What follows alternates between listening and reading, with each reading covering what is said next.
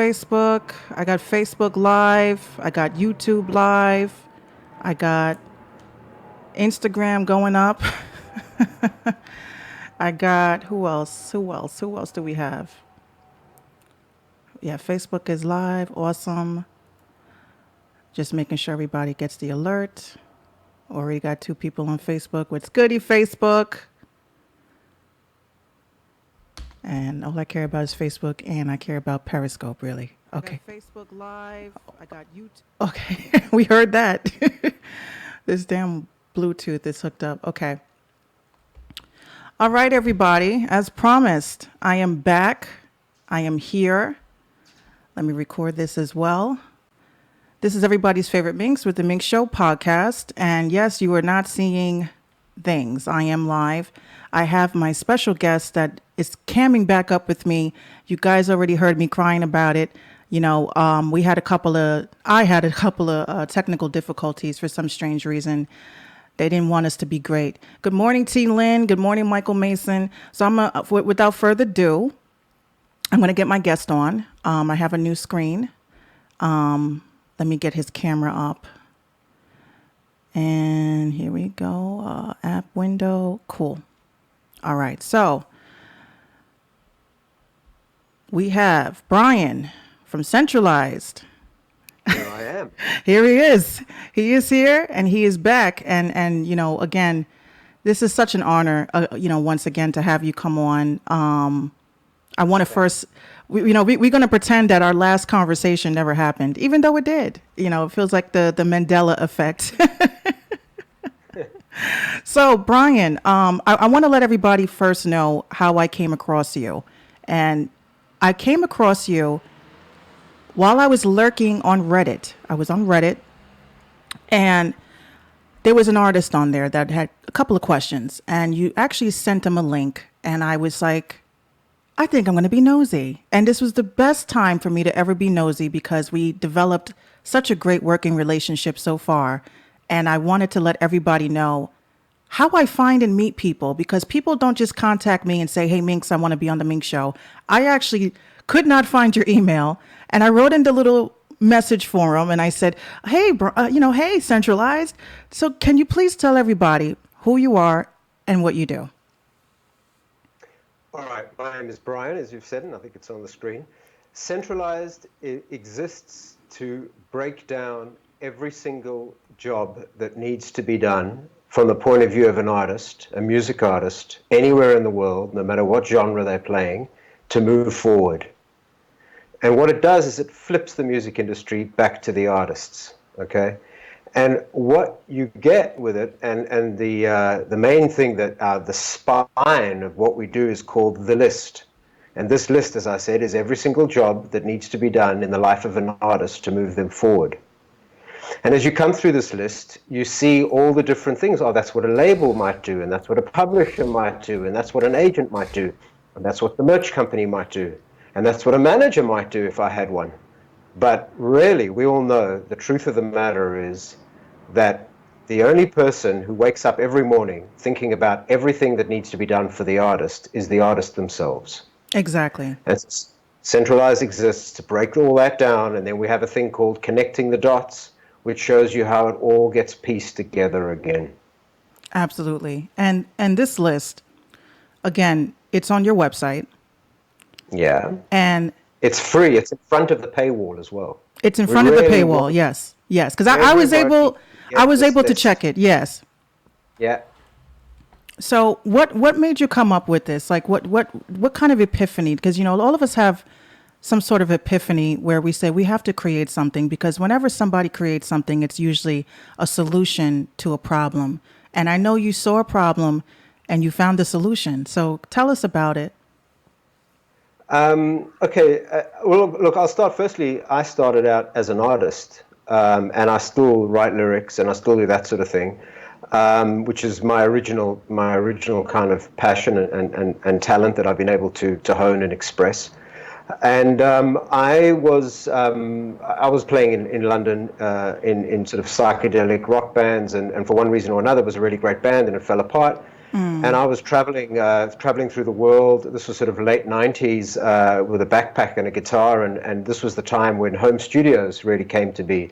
So I was making what could be best described as a vanity album in people's bedrooms, and people that I met along the way. And I met a young Chilean guy, and his name's Nano Stern, and he was 16, and I went to his house and waited for him to finish school, and he produced a lot of the best songs. Really, the only listenable songs on the record were from him. And eventually, it didn't take too long, and we were very close, and his career really started taking off because he's a super talent. And I sort of fell into being his manager. And we went from busking to 5,000 tickets a night without the music industry. And it took us about 7 years.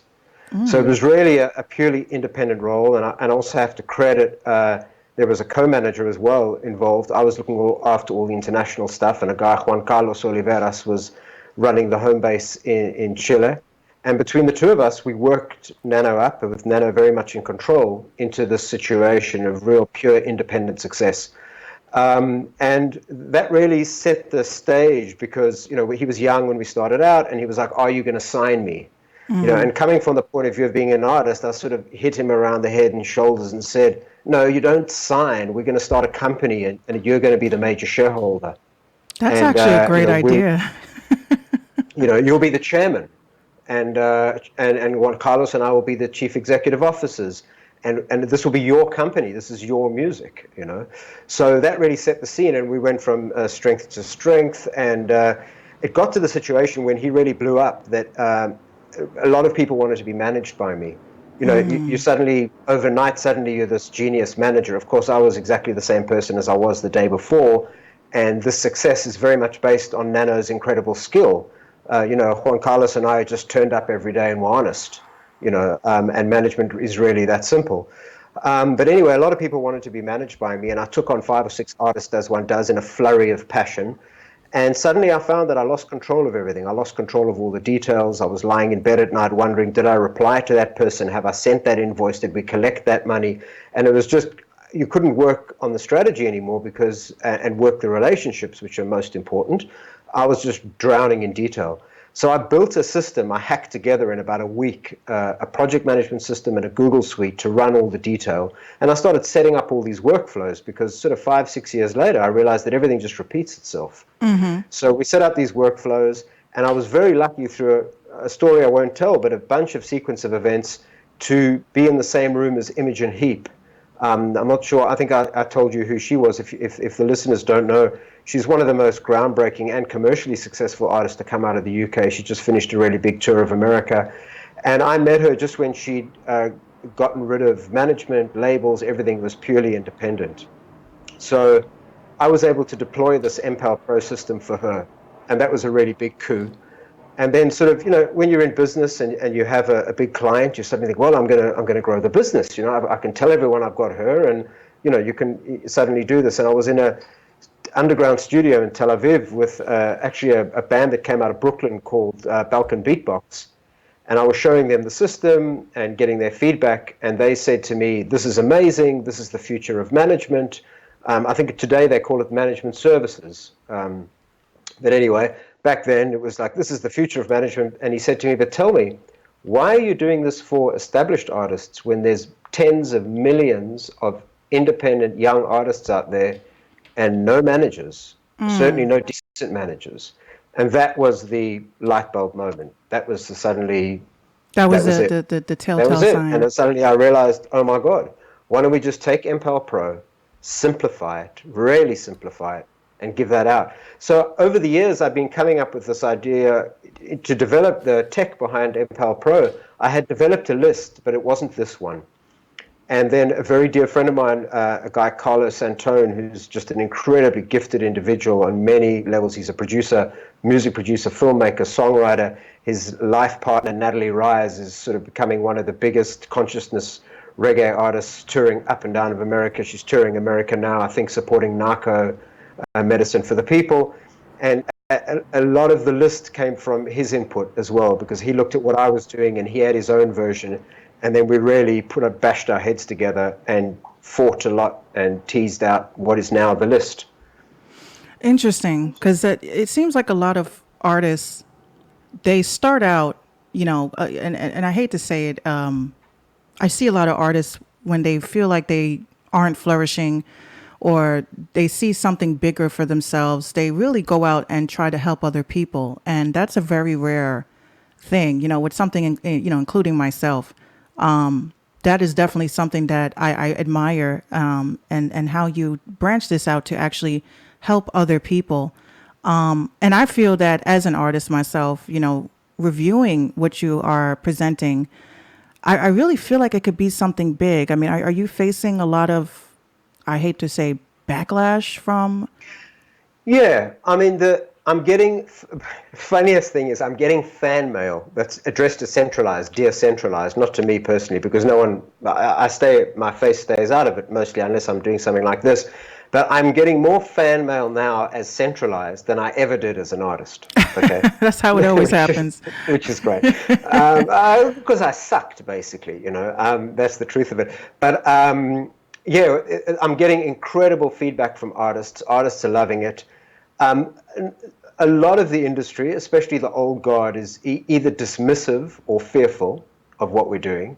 Because when you go past, there's a 2-week free trial, by the way, and so you can get in there and you can see everything. But we're pulling back the veil on the industry for artists. We're telling them exactly how it works and exactly how to make it work for them, for where they're at, okay?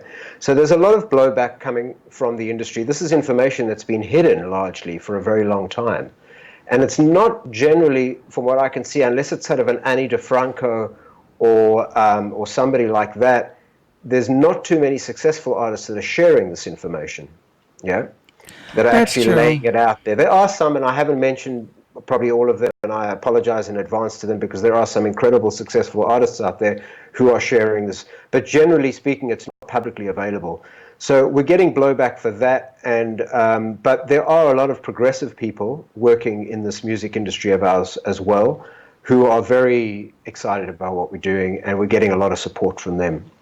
So, what do you think is, because, I always try to figure out ways to make life easier. It's no secret, I've actually tweeted this the other day. Some people were kind of receptive to it. They understood where I was coming from. And other people thought I was just coming off as a meanie. But would you say that there is a huge oversaturation of artists? And how can we figure out if they're pushing themselves in the right direction as far as, because some artists don't think they need management, they don't think they need publishing, Mm-hmm. they feel like, they're being fed incorrect information. How do we fix that as a team, and how is Centralized working on that? Well, firstly, I think that, look, sometimes I wake up in the morning and I think, wow, we have this oversupply of people that want to be professional artists and an undersupply of people that want to be community musicians.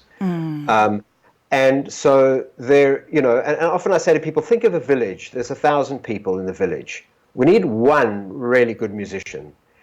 And then we need about 4 or 5 others who are part-time musicians but can play with that person and do all the weddings, deaths, bar mitzvahs, and anything else, celebrations that go on in the village. And then we need everyone in the village to be able to get together and sing together, because singing together is a good thing to do. So if people are going to be trying to be as big as Snoop or Ed Sheeran or these kind of people, then I think they're obviously a tiny amount of people are going to be that big. And I think if that's your intention, then that you probably need to look at that. But we have an explosion of music listeners all over the world, okay?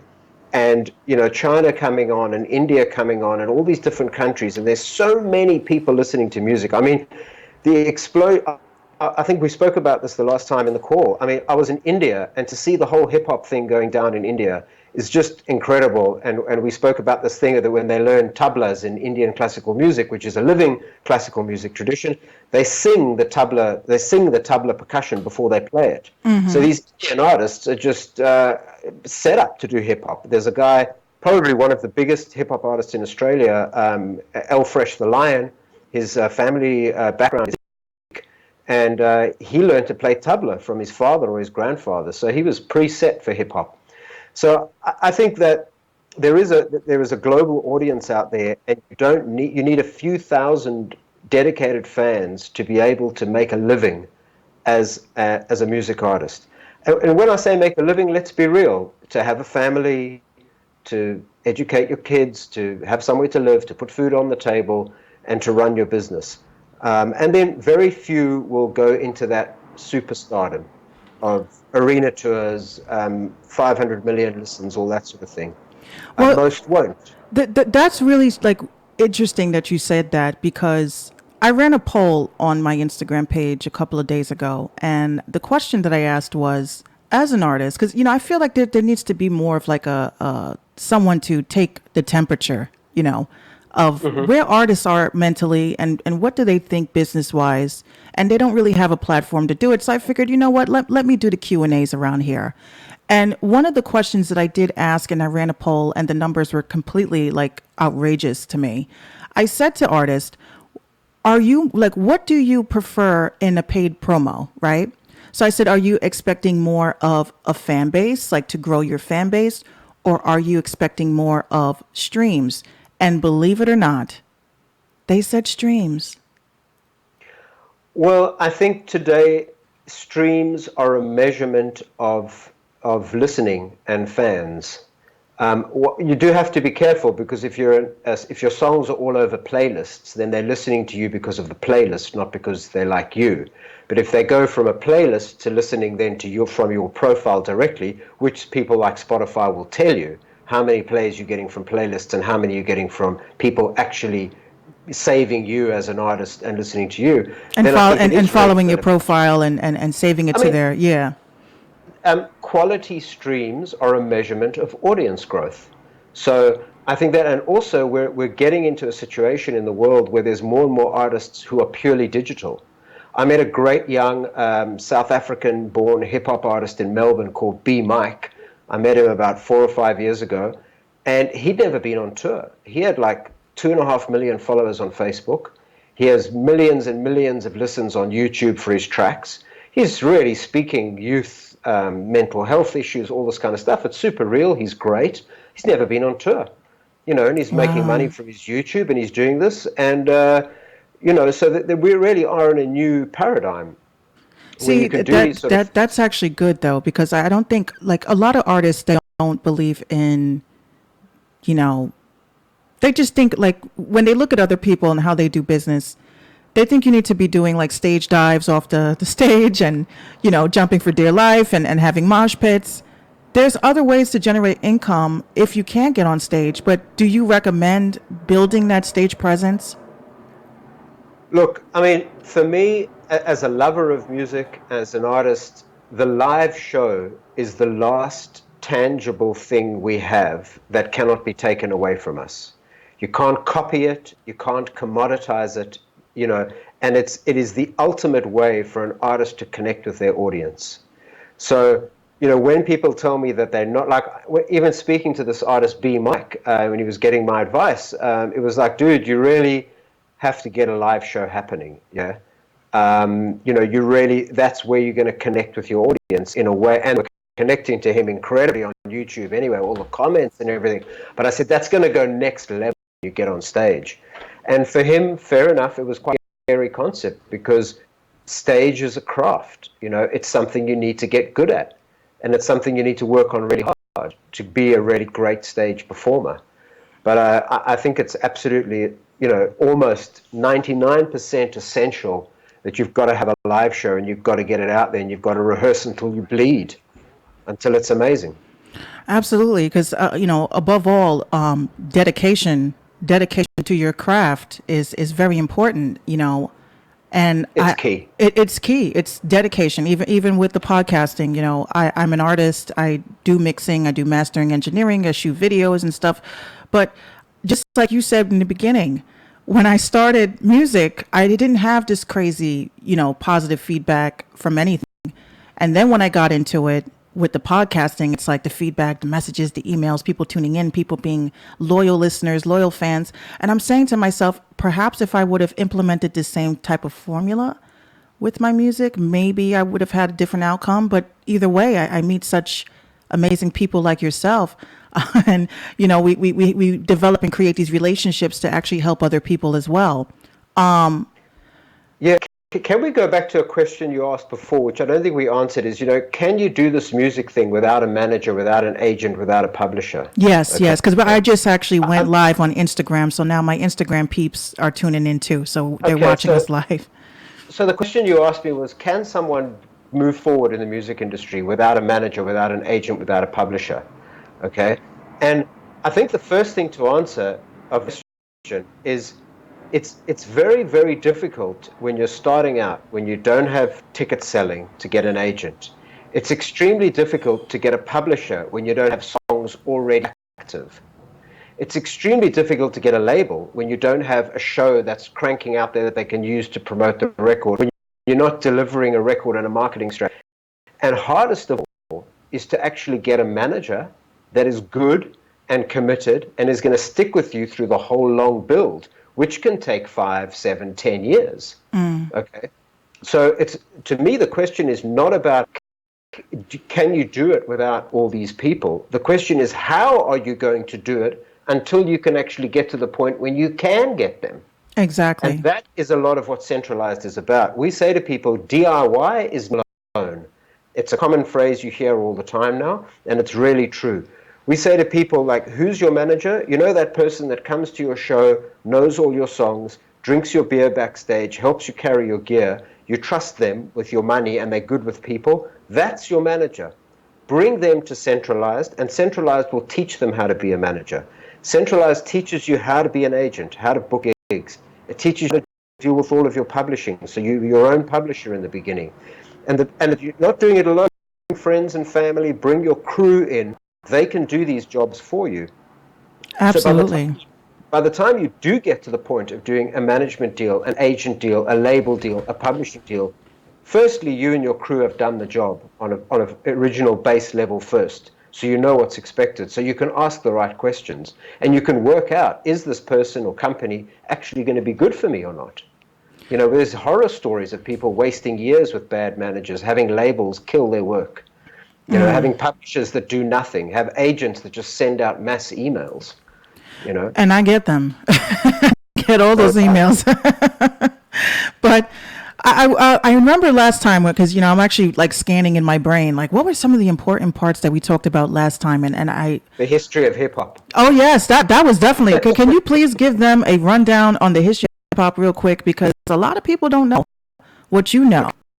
This looks quite incongruous because I'm no hip hop artist and I have zero cred in hip hop world, and that is how it should be. I was born in South Africa in a little town called Port Elizabeth, which is about 800 kilometers from a city called Cape Town. And in Cape Town, you have a group of people that are sometimes called the Cape Coloreds and sometimes are called Cape Malay. And they are an ethnic mix of the original indigenous people that lived in that area before the white people, the Xhosa and the Zulu, arrived. They're called the Khoisan, sort of light-skinned, maybe slightly lighter than you, slightly darker than me, that kind of tone. And they're purely indigenous. They all got killed, and the last remaining of them are called the Bushmen. They live in the Kalahari Desert. They were mixed in with workers, some slaves that were brought over by the Dutch East India Company from what's now Indonesia, the spice trade, plus the Afrikaners that ran away from the English, the French Huguenots, and they come into this culture called the Cape Malay. And they speak, and when they speak, it's in a sing-song and rhythmic voice, okay? And Gil Scott-Heron, who I consider to be, I'm just a massive fan, the late Gil Scott-Heron, what an absolute legend. And he went to South Africa in the 60s, met these people. They're also extremely musical. Dollar Brand, Abdullah Ibrahim, who's one of the greatest jazz pianists ever, is from this community. So Gil Scott-Heron came back to America and started doing poetry over jazz after he was in Cape Town. And this is not from me, this is from Gil Scott-Heron and Quincy Jones, who both credit that the origins of hip-hop are from Africa, and specifically South Africa, Cape Town. And if I can be really controversial, this could get me in a lot of trouble, but anyway. That's it. There's an argument to say that the hip hop act out of South Africa, Die Antwoord, is an appropriation of this community and what you get on the streets of the townships of Cape Town, in the Cape Flats outside of Cape Town, which are extremely poor areas, shanty towns, essentially some of it. Some of it's not, but some of it is. But this is what, well, I'm getting it. I always thought it, but then when I heard Gil Scott-Heron and Quincy Jones say it, then I thought, okay, now I can say it. So it's like they came out with it first. So it did not. So hip hop, everyone seems to think that the origin of hip hop came from the Bronx. It's a portion of it, but it's not the indigenous. Well, Gil Scott-Heron brought it to the East Coast from South Africa. So it indigenously came from Africa. Yes. It's America, and the most beautiful thing about America is that whether it's the Irish, that leading to country music, whether it's the African Americans coming in from West Africa with everything they brought, the creation of jazz. I mean, it was the African Americans that took hip hop, that took the idea from Cape Town and made it into what it is today. Made it our own. Yeah, that led from Gil Scott-Heron to everyone else, ultimately with Biggie Smalls and Tupac on the other coast, and now everything you have now. And big explosion, just big explosion. Everyone's in hip hop now. And it is the folk music of the 21st century worldwide of the youth, no question about it. That's actually dope, actually. Because it's taken over the world. You got to know the history of what it is you're doing. Like I say to everybody, before you start a job, research the company. Let them, figure out if they actually contributed to certain things that you don't agree with, and just don't co-sign the stuff unless you know the history of everything. Yeah. The other point that we had last time we spoke was about the AI technology that you're working on. Yeah. You see our eyes lit up. That was like the most important thing I wanted everybody to know. So this is the most important thing I want everybody to know. So please tell us about this AI technology you're developing.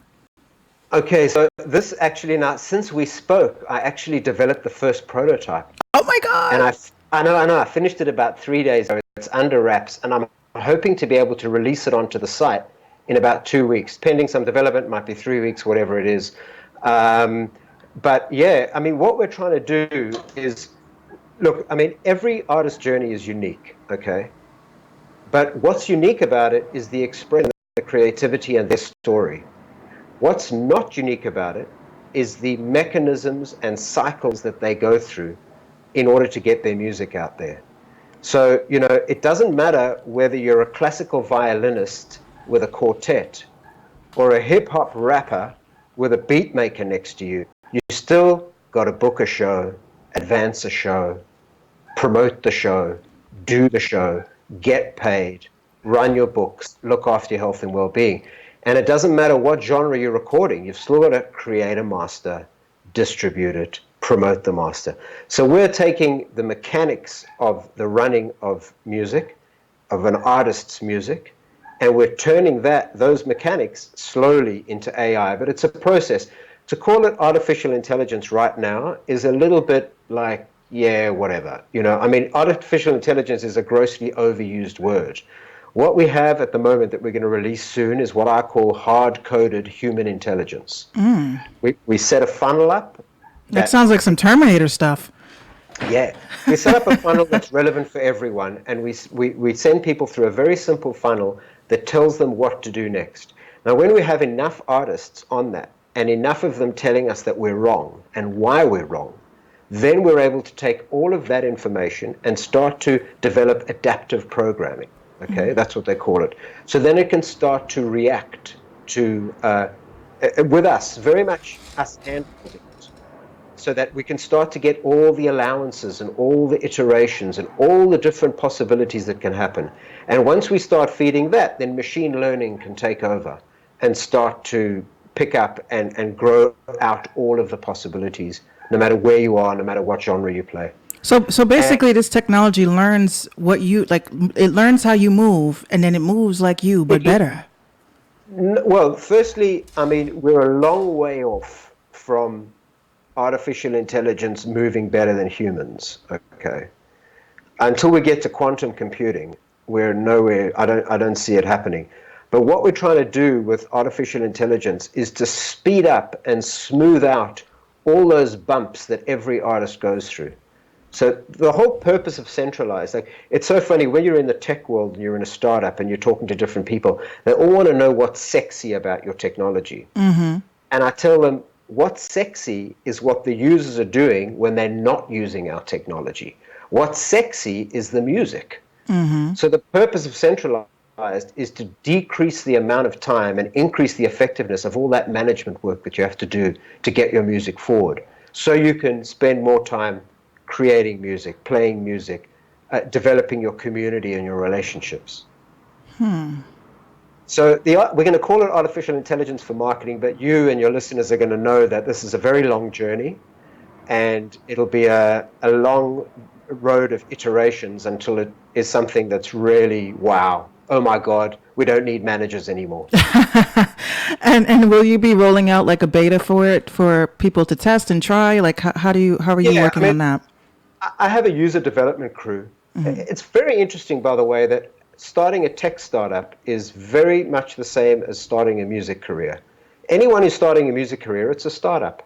So the same way that you test songs to a small audience in a small club or on a small radio show and you get them to play, so do we. I mean, I develop a new feature. I've got a user development crew of about 50 people around the world, artists, and I send it to them. You know, and they tell me, yeah, no, yes, this, that. And then once we've got the feedback from that, we make whatever changes we need to make. And then we put it out onto the site as a beta thing. And we email everyone and say, hey, there's something new. Take a look at us. Tell you what you think.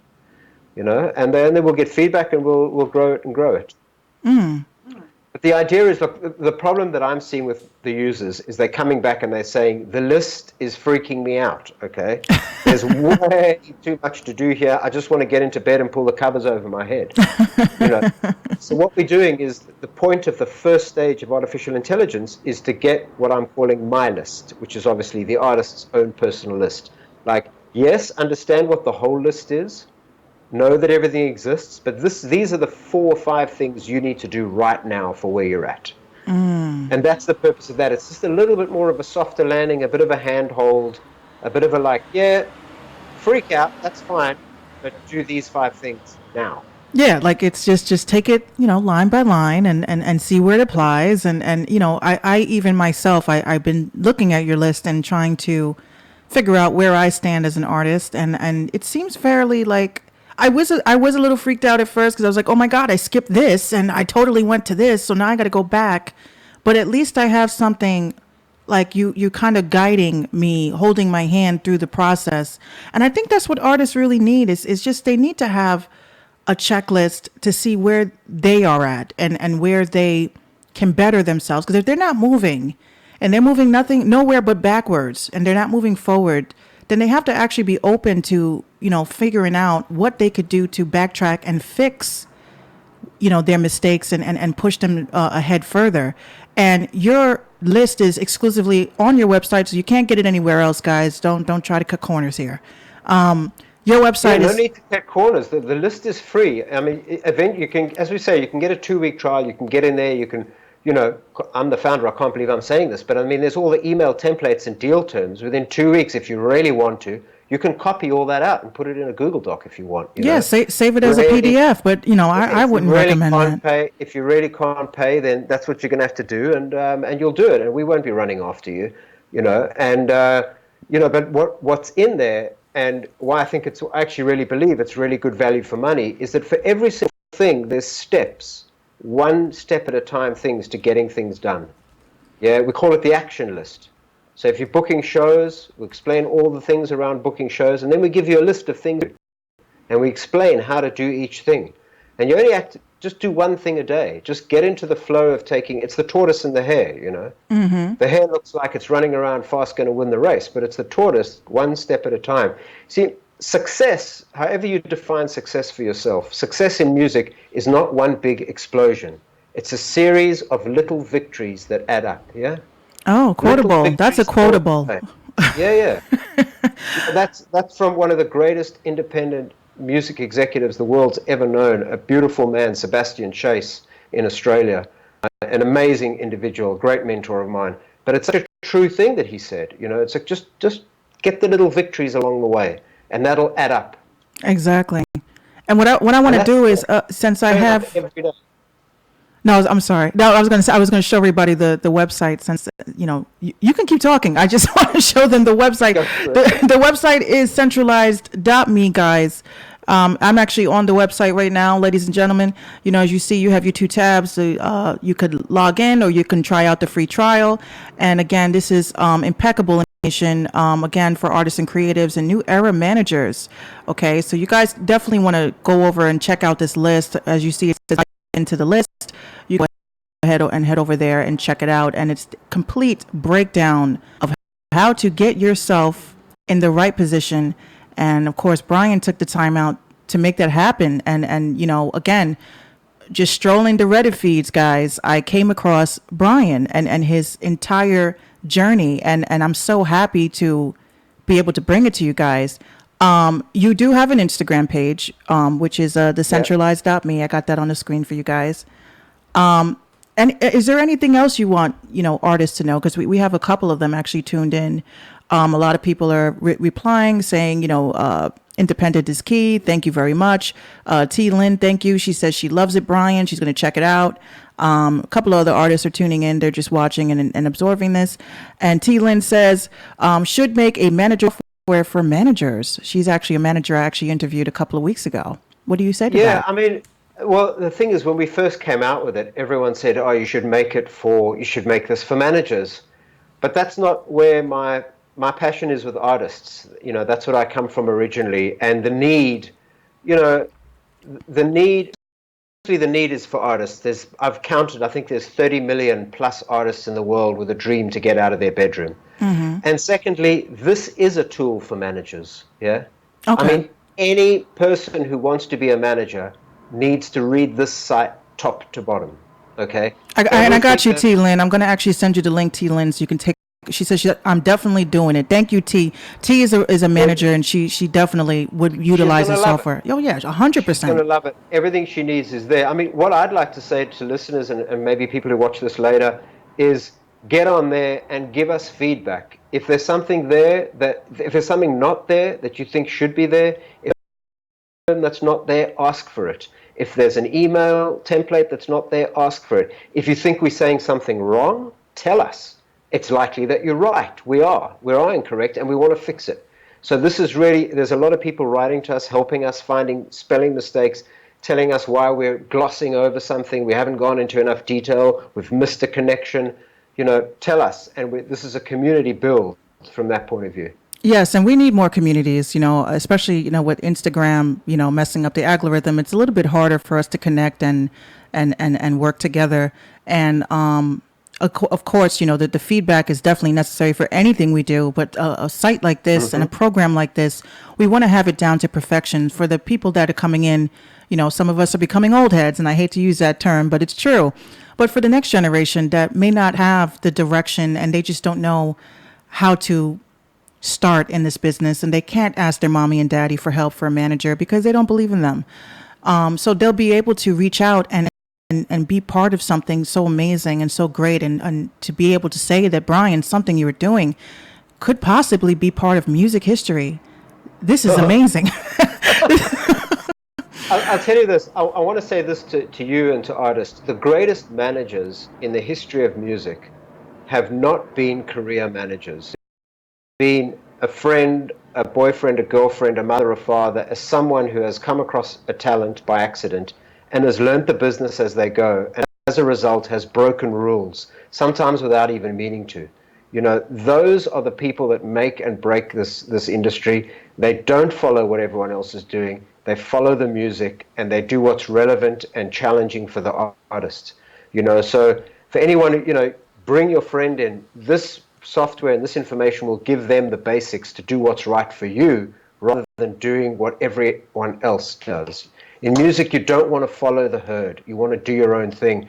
And the real secret to success, I'm going to quote an amazing psychedelic electronic artist out of England called Ott, who is just one of the finest mix engineers on the planet, who said that if you want to survive in the future of music, you need to be different. You need to find your own voice. and out of that, you need to attract a community to you. Thank you. So all the old rules don't apply. The only rules that apply are a great song and a great story. Yes, you got to stand. You got to stand out. Quincy Jones. Yeah, you got to stand out. Words. Quincy Jones is amazing. You know, a song and a story. You're so right. Song and story. Tell your story, guys. You know, we don't need to hear about what you want to glorify. We want to hear about how you grew up, and we want to hear the stories. We missed that. So, last but not least, any final thoughts that you have for all of us? Final thoughts. Follow the music. It's the first things we say when people come to the site is prioritize the music, because it's unless you're coming into this music thing as a marketing idea to make money, if you're coming into it really for music, always remember to prioritize the music. It's the music that attracts the fans. It's the music that attracts the right people to you. They're going to help you advance the music. It's so important to keep the music as the source and the core and the reason why you're doing this, and don't get lost, because it's the same as I go back to my startup. Once it starts becoming a business and people start getting interested, you can lose focus. You can suddenly start focusing on this business machine. But really, the business machine needs to serve the original vision and intention. And in the case of music, it's all about the music. Don't lose sight. Just don't lose sight and stay original to your creativity. You know, there can't be two Lil Waynes. You got to be yourself, and Lil Wayne is going to be Lil Wayne. You just have to follow that blueprint, guys. You guys got to love what you do, be passionate about what you do, and definitely reach out to the right people that are willing to help. You have so many people out here that want to withhold information and give incorrect information because they want to throw you off of the game. But not with Brian. You know, you guys have to definitely check out centralized.me. Follow Brian on centralized.me on Instagram. And this way we can just keep this journey going. Again, feedback is needed on this site. Anything that you guys can provide to help this site and this whole program flourish is very useful. And again, Brian, thank you so much. I know I was freaking out. I was like, oh my God, this interview. So as a courtesy, because I needed to change up, I had to do something different. I'm giving you an entire episode. You're going to have your own episode on the Minx Show podcast. So you're actually a bonus episode, and it's going to be titled Brian. Okay. Thank you.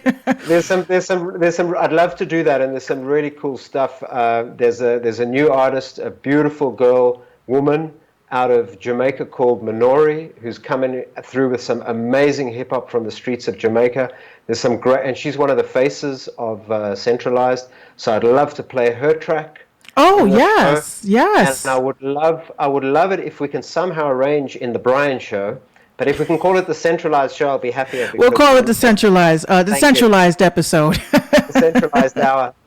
If we could get people to call up and talk about their personal artist experience, to ask questions and that sort of thing, and let's keep it real. Oh, that'll be dope. If anybody wants to call up and talk about it, definitely let me know. I'll patch you guys through. Where can I find your artist's music? Is she on YouTube or anything like that? No, I'm going to send you a confidential link from Vimeo so you can check out the track. Oh, I love Vimeo. I use Vimeo. She's amazing. She's amazing, and she's coming out of nothing in Kingston, and it's really, really very, very special. Oh my goodness. Power Mama. Power Mama. Full power. Yeah. Oh, that sounds. Oh my gosh. I'm a big fan, and I'm doing everything that I can because it's the real deal with her. Awesome. So what I'll do is you get me everything. Get me everything. I'll finish putting the episode together.